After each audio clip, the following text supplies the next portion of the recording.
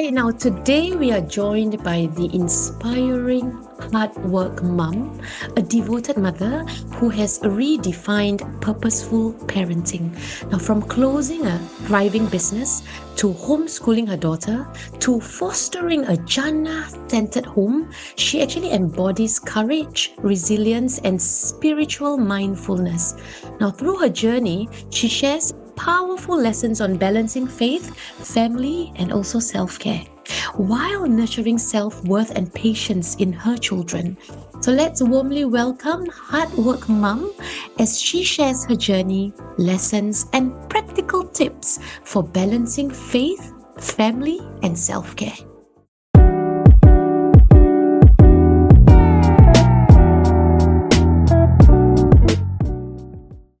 Hi everyone, welcome to the newest episode of Hidden Pearls Inspiring Stories.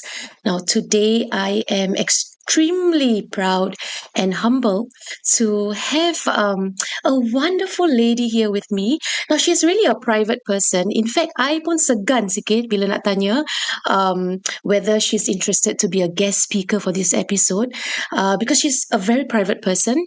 And but you know, we have to live life with no regrets, and I asked her like can you kindly come on board Hidden Pearls Inspiring Podcast, because I really love her insights and all her reflections on her Instagram.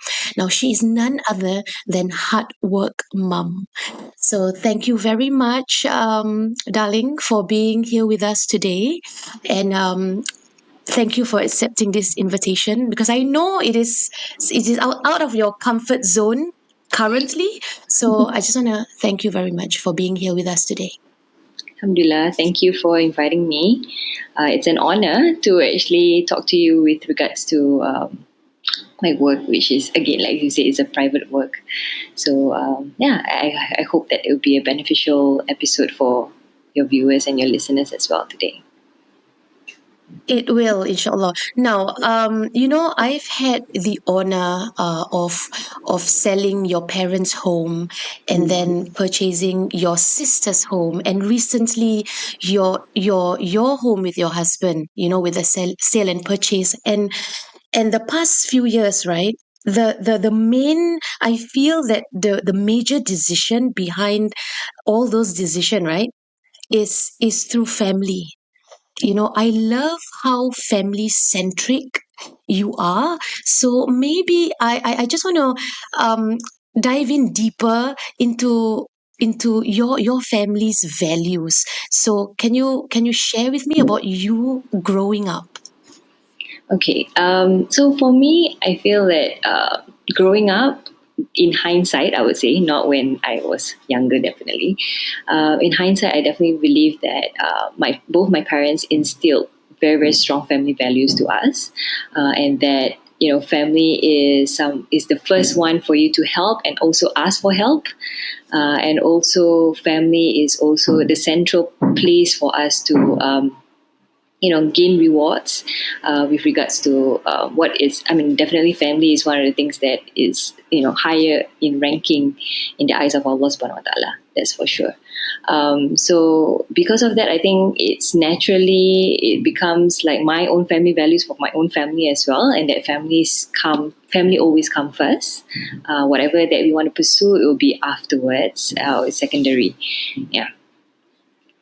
So family is always the priority, eh? Yes. Wow. Yeah. Okay, now let's talk about your work over at your Instagram, your Heartwork Mum. Because sometimes when I feel like I need to feel lighter, I will actually go to your page to just read your reflections. Now, Alhamdulillah. tell me, how did that come about? Okay, so everything that I'm writing is definitely after many, many years of doing my own reflection and, again, private work. It's at the end of the day, whatever that I'm writing, it's first and foremost a reminder for myself. It's not like I'm writing for others. It's definitely for me first. And it all started when I just gave birth to my first daughter, and she was born during the peak of the pandemic. So it was during the whole circuit breaker, and literally, like, my husband and I didn't have any other support besides each other. So a lot of well-meaning people, like our family and everything, were kind of worried as to like how are we going to cope without any help, right? Especially this is our first time, and we're the youngest in the family, so people are concerned, right? But Alhamdulillah, I think Allah is fair in such a way that when He put us in a situation, He doesn't leave us alone. He's always there, and He wants us to realize that. And obviously, at that moment, just like kind of like in hindsight, when I think about it, yes, my husband and I were like, okay, inshallah, like Allah will help us. It was just kind of like I feel it felt more of like just soothing ourselves, but Allah really put us in a situation where we really, really needed to kind of like really plead for His help. Um, and it's not just in terms of the physical side of things. You've went through it 3 times, so you know how it is. It's not just the Okay. physical side, but it was the mental and emotional side, especially for the fact Right. that not having help, and then you kind of like you're just so exhausted, right? And then when we are exhausted, when our physical self is literally like almost at the lowest level of battery level, that's when our nerves comes into play. That's when our soul will really show up, and you get to see like the things that we try to hide underneath a lot of things. So that's why during Ramadan, when we are hungry and are thirsty, that's when our nerves are being actually being tested, because when we are when we are full, when we are not thirsty, we can fake through it if we want to. But the moment when the physical self is literally you know out of energy and everything else, that's when Yeah. our nerves will really really show up. So it was kind of like I had to really face all my everything that I mean, I'm not going to share everything everything I went through, but I really faced the kind of like the things that I've been trying to mask through, over functioning, over planning, being a perfectionist, everything that is hidden because society teaches us to perform, right? We are supposed to perform. But Allah wants us to live deeply. Like there's a deeper human experience than just performing and hustling in this life. And so it was through that I get to see all this kind of like my anger, my problem with my anxiety, all these emotions come up, and it was like you'd be wondering like where did all this come out? Like I didn't feel this way. I didn't feel this rage when I was before I had a child, for example, right? But it was all showing things that I've been hiding, and I've been sort of in a sense masking with whatever status or whatever worldly things that I've been chasing all these years. So and through that journey itself, that's when initially, of course, I thought it was just like I needed some psychotherapy or something that's got to do with the modern psychology, right? So I went deeper into it. I mean, I've always been into psychology because in my business, when you're going to do marketing and everything, you have to understand human psychology, right? So I know those stuff, but then I realized that there were a lot of gaps as to understanding of the self, like the emotions that we go through, and how do we cope and how do we regulate our emotions when things are really really hard. Like how do we seek help when there's no help, right? So Mm. that's when I realized that I have to go into the Islamic perspective, like what does the Quran say? And that was when I went back to the Quran. I mean, for me, I was raised to put the Quran as a priority, but of course, life comes in, and then you're like, okay, the deen comes the secondary thing, right? So, Mm. and I went back to the Quran, and I think everyone has a journey as to how do we go back to Him. So I guess, Alhamdulillah, this is my journey. Like how I went back to Him was through motherhood itself. And when I went back to the Quran, that's when I get to know more about like the understanding of the self. Like what is it that triggers our nafs? What our desires are, and why do we have all these emotions? Because at first you think that when I'm sad or when I'm angry, something is wrong with me. That's what society makes us think that way, right? But in actual fact, all these Correct. emotions are purposeful. Like Allah make us have all these emotions for a reason, and it requires us to have an understanding of Akidah, an understanding of what is it that He wants for us, and and understanding of him, definitely, like knowing who he is and all his attributes for us to really understand ourselves. Because, of course, we need to know Wow. the designer in order for you to understand the design, right? So Hmm. that's exactly how I got to this point. So it was a lot of like writing and really kind of reflecting through.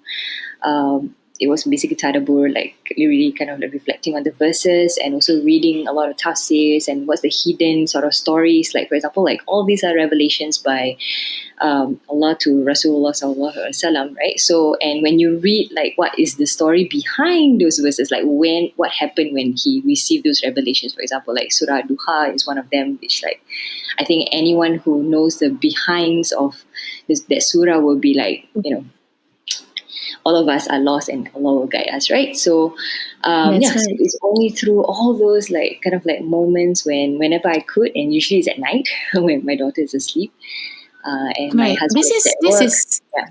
this is very timely, because I also just came across this post or by someone who said that it's Mhm. funny now when we feel anxious or when you feel ill for that matter, we Mhm. always look for other sources to medicate us. Right. But actually, the cure lies in the Quran because the Yes. verses itself can help us. So I think Mhm. this is very eye opening Yeah, for us because to everything, see every it answer deeper. that we need is actually in the Quran. It's a matter of whether we Yeah, want. And also the thing is, yeah, the Quran is the light. So we also need to be seeking light. We need to be sincere with our efforts. So at that moment, I feel like I was just very desperate and really sincerely asking him for help. Sincerely asking right. him to like figure out what's wrong with me, right? But in actuality, there's nothing wrong Correct. with me. It was just I just needed a lot of work, a lot of hard work. Yeah. Yeah, it's about guiding you back to Him. Yes, definitely. All the circumstances that we face. I mean, if we see it in that way, then it's very comforting because we have total faith and trust in His plans for us. Yeah, This is definitely. so beautiful, mashallah. Now, in your post, one of your posts, you actually mentioned that you closed your thriving business to start Mhm. homeschooling your daughter. Now, what were the challenges that you faced in transitioning from, being such a creative person doing business to full-time homeschooling? Yeah, that is like I said, like is part of the journey as well. Because Mhm. the thing is, for us, a lot of time we intrinsically will ask ourselves, who am I, right? It's from the moment we are born, like we actually, our soul will be asking, who am I, like why am I here? That's what our soul will be asking. But of course we would not we would not understand that until we read the Quran and all that, understanding the soul and everything, right? So and growing up, we are constantly asking, who am I? Like we want to attach ourselves to like status, or like, I'm a designer, or I'm a teacher, I'm a etc. Right? We tend to attach ourselves to Yeah. occupation or what we serve and who we are, right? Mm. And that itself is actually a problem, because it's when we attach ourselves too much to this occupation and this kind of you know uh, Yeah. status and everything else. We don't learn to detach from it, because at the end of the day we are actually servants of Allah. That is the whole purpose of Him creating Yeah. us, right? It's the whole purpose To of us submit, helping us. right? Yeah, is to submit. But a lot of us, we get too attached to all our occupations, and we busy ourselves with those things, and we forget that the number one priority is still for us to worship Him. So that was one of the things that I learned, and I had to learn to detach myself from that. So it was a really difficult moment, where it was a grieving moment, definitely. Like I grieved. Um, it's almost like a loss of identity, because I've always known myself as that. But then I realized that, like I am so much more than that. Like I'm not just that. And I think a lot of people who have dived deep into the Quran and really understand the whole purpose of living and the whole purpose of us being here would realize that, whenever those times when we were not deep in the Quran, we realized that how small we were living. We were literally living just for this world, but we are meant for so much more. And like for example, like if you're living just for this world, we would look at the mechanical time. Like right now it's 9:15, for example, right? But when Mm. we understand what our experience is, what our human experience is supposed to be, we realize there's actually barakah. There's like, it's not just 9:15. There's a lot more than that.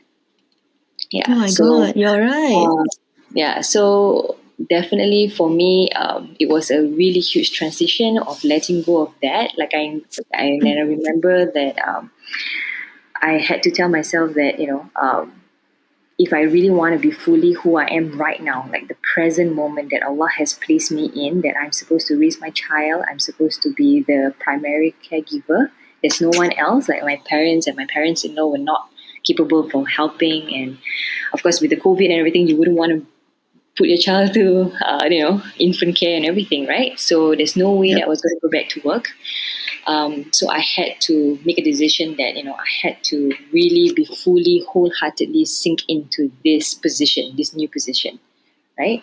And the Mm. only way that I could feel selflessly in as a mother, and to not feel like, oh, like this is taking away time from me, and the only way I could be present was to really let go of who I was, so that I can Yeah, be you present. didn't feel like it's a sacrifice, and no way. It's Yeah, just yeah, yeah. definitely there was a grieving moment. Of course, there's like you miss doing all the things that I used to do and everything. But I think Mm. doing the work and realizing, just how much, the blessing that Allah has placed me. 5 years in, I feel that it wasn't a decision that I think it wasn't even a decision that I made myself. It was really just He.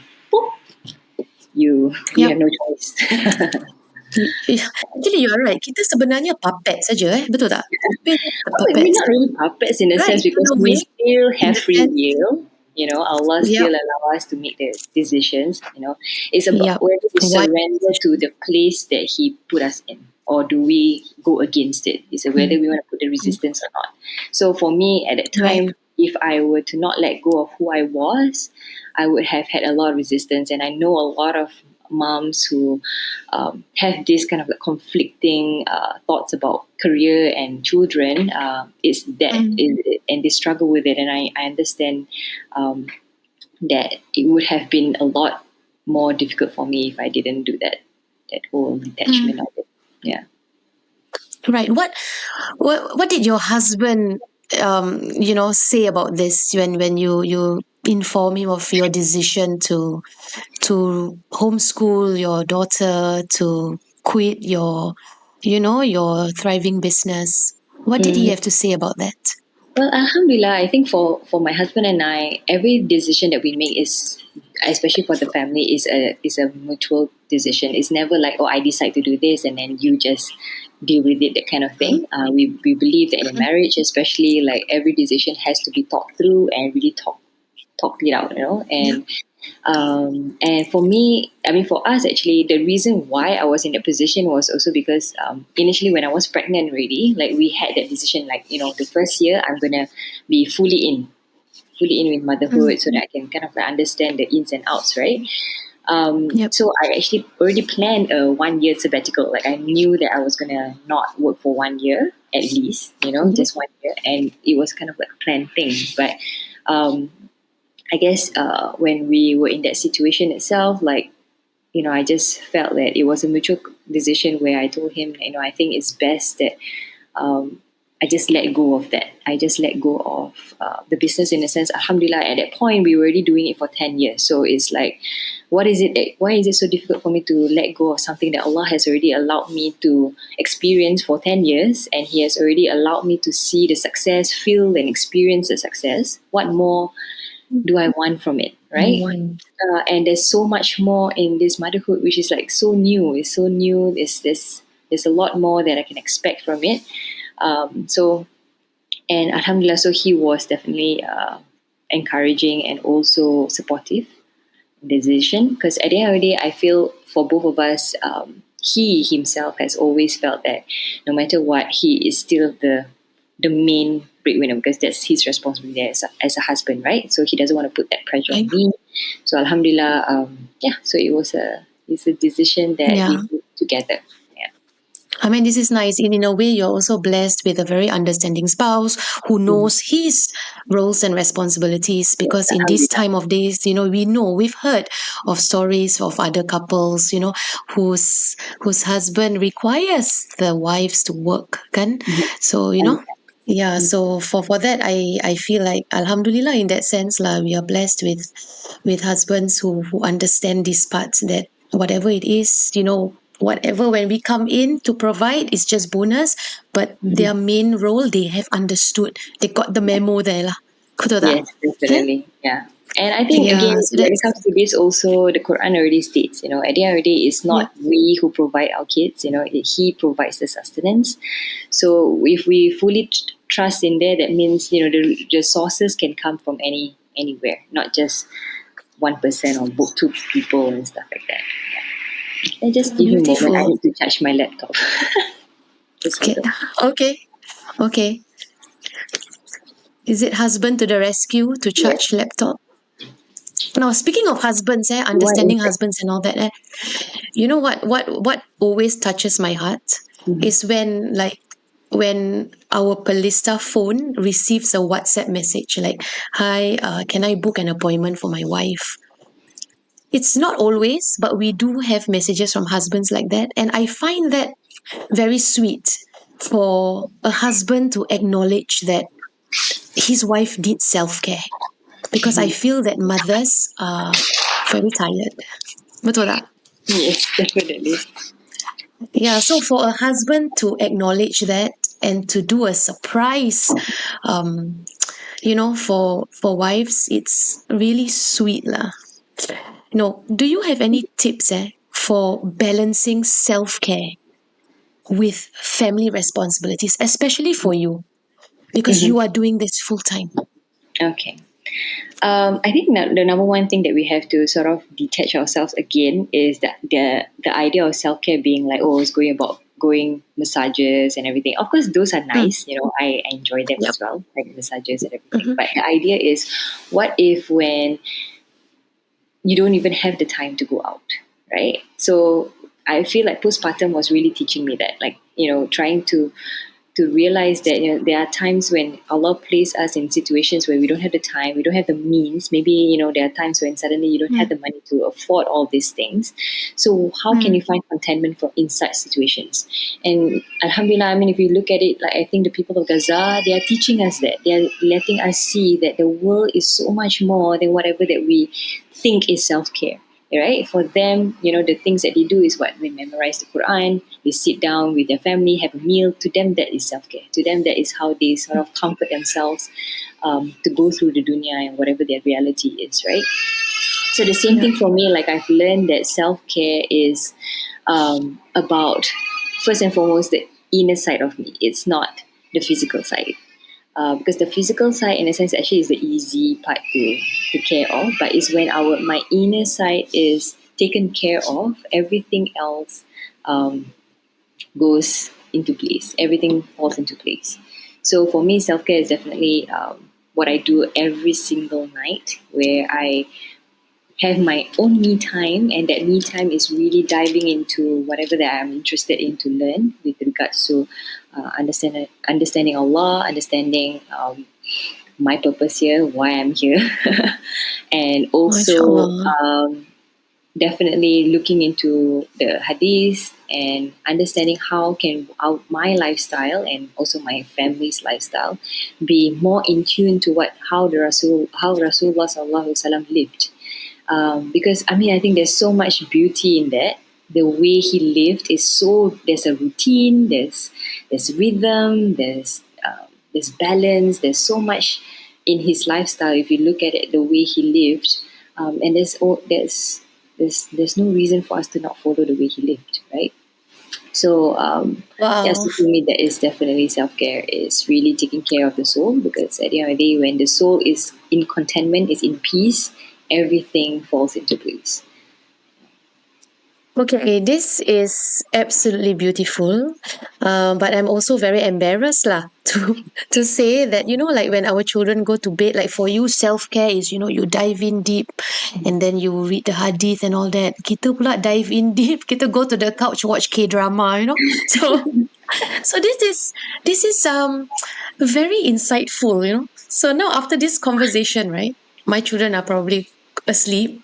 Now if I want to on Netflix also, I will think twice. Alamak, hard work mom say must connect ourselves Yeah. to I Allah, mean, because you are it's at right. the end of the Because day, when it's really, you're right. yeah, it's masing-masing. I would say it's masing-masing. You know, definitely Betul, don't betul have to feel that masing-masing. you need to.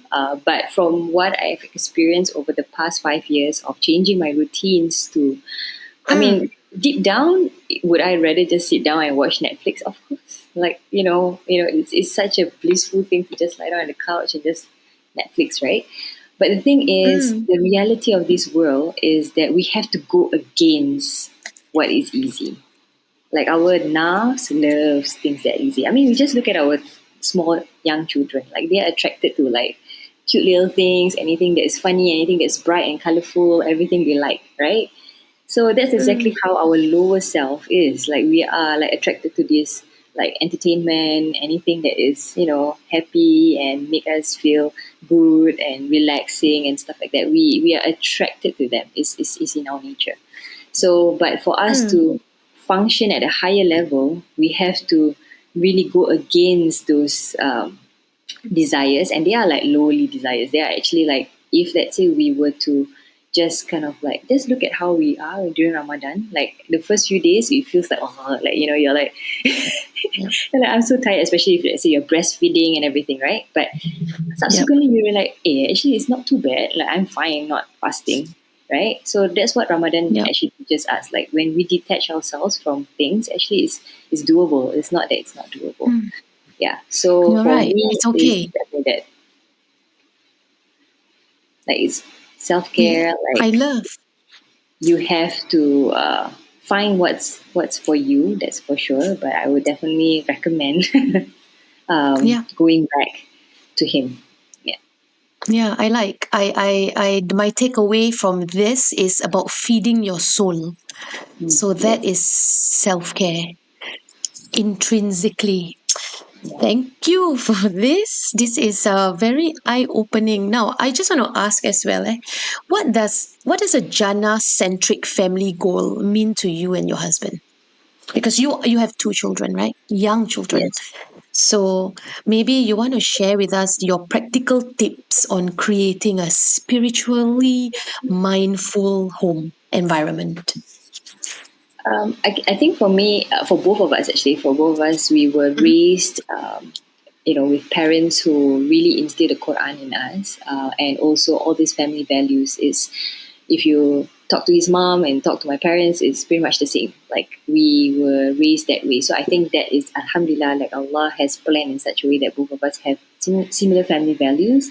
So, Mhm. and I think that one of the things that we have to remind ourselves, especially, is that whatever that we want, we may not be able to get it here, and which is like the moment when we realize that, like whatever we want, let's say, is like the amount of wealth or whatever it is that we want, we realize that we may not be able to achieve it here, and it's okay because in Jannah there's going to be so much better, and that itself is so comforting.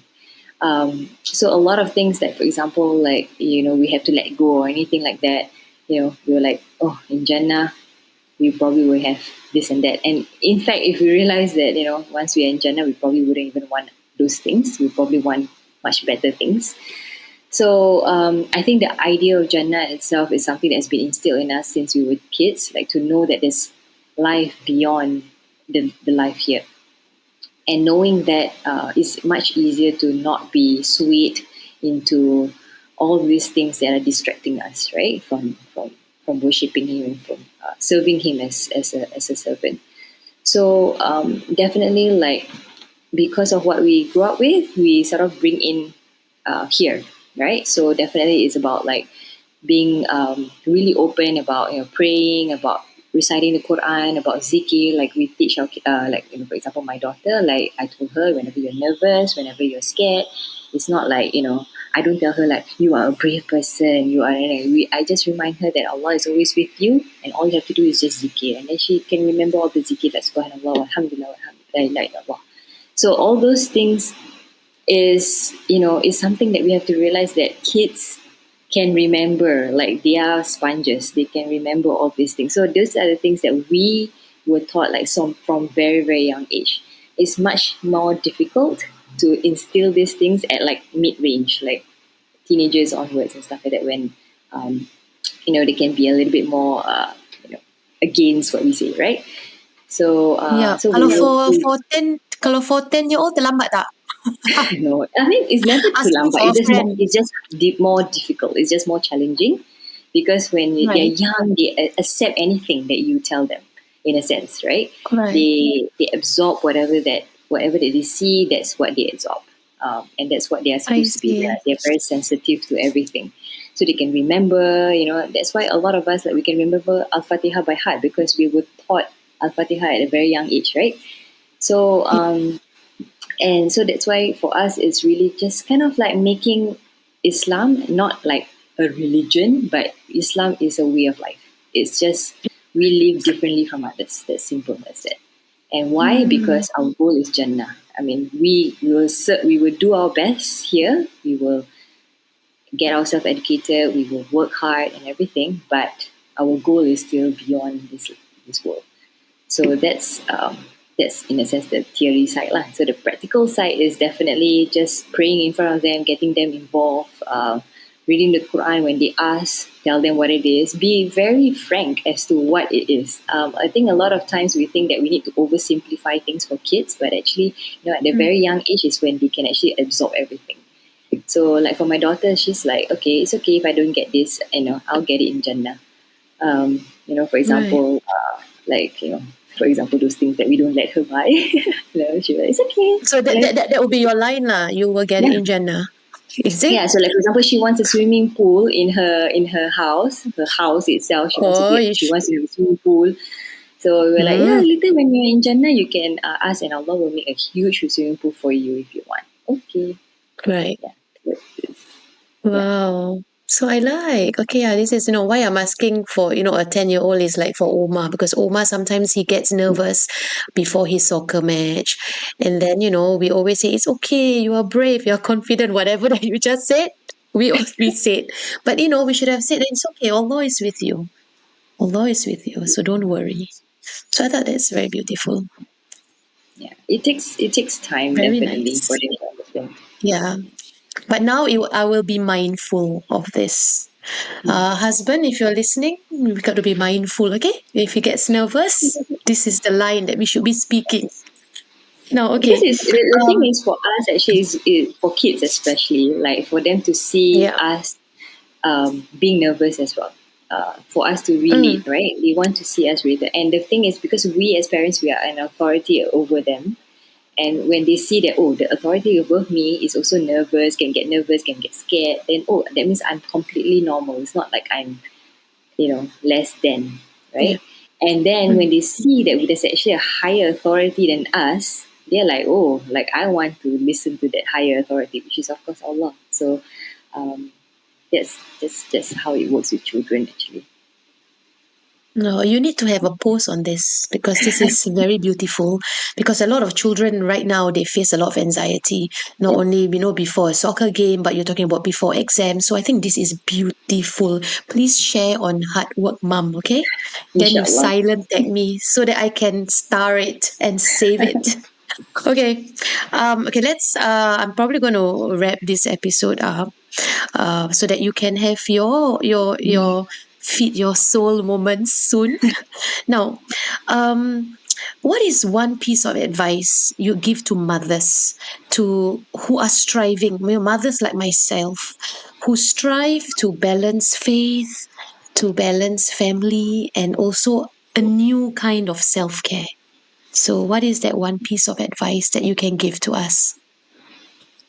I think we have to again rewire ourselves because how we were conditioned is that women or mothers need to balance a lot of things, right? We are holding all this burden on our shoulders, and we have to fine tune a lot of things in order for us to be really strong, right? That's what the society has sort of like shaped women to be. But we have to relearn that and realize that our strength only comes from Allah.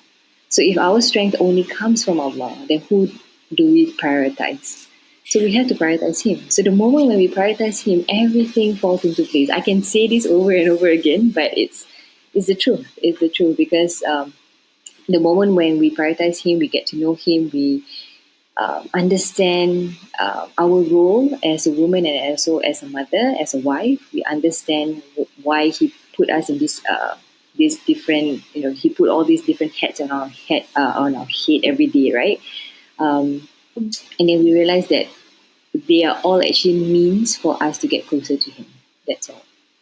And the moment when we realize that we can only do this through him, through his guidance, through his help, through his everything, right? Everything that he can offer us, then obviously, whatever that we're trying to balance, don't try to see them as like multiple things that we have to hold. It's actually you just go to him and he'll be the one who's lifting the weight for us. It's not us lifting the weight.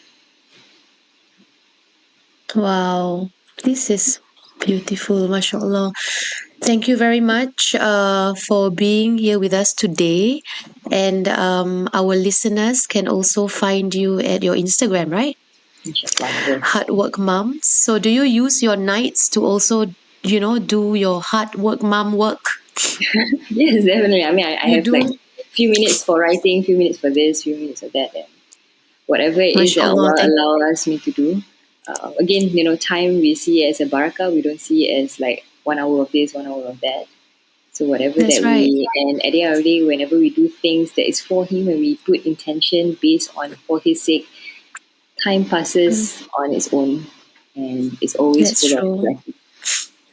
Yeah. And may Allah not only place barakah into your time, but to your family as well. Inshallah. Thank you Amin. so much for the doa. You too. Okay. Thank, Allahumma thank barik. you so much. Thank you. Alhamdulillah. Okay, so we can find you I think every week, every weekend, you actually have some Zoom session going on, right? Yes, With the on community. Saturdays, inshallah, at 9 p.m., I just have a Okay. really casual Zoom session with moms to deep dive into any sort of topic. So, actually, this week's topic, for example, is about marriage, and I think last weekend we did mindfulness. So, whoever feels that that topic is something that's what they require, they will join in. And Alhamdulillah, Right. it has been a weekly thing. So, may Allah allow it to be something that we gather every week, inshallah. Inshallah. So it's every Saturday at 9 p.m. So Yes. is the Zoom link a similar link, or they will require to always email you for different links every week? I basically send the email link every morning on Saturday. Every Saturday morning, I'll send the link. So you can just click on the link and then we'll see you at 9 p.m. Okay. Inshallah. Okay.